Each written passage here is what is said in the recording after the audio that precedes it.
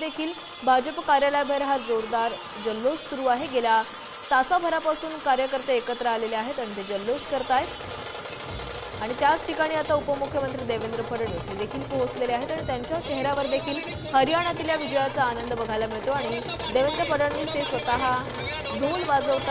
आपला आनंद व्यक्त करतात।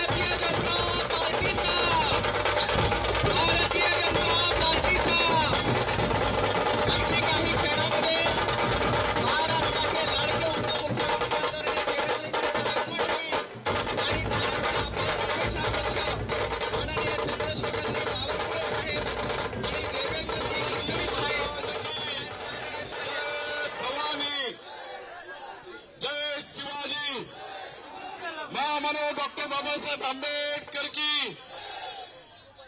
थोड़े जरा मीडियाचा बंधूंनो बाजू झेंडेवाला थोडा बाजूला थोड़ा सा येईल का बाजूला हो ताई थोडं डाल दो ना वो पॉकेट में या जल्लोषाला उपस्थित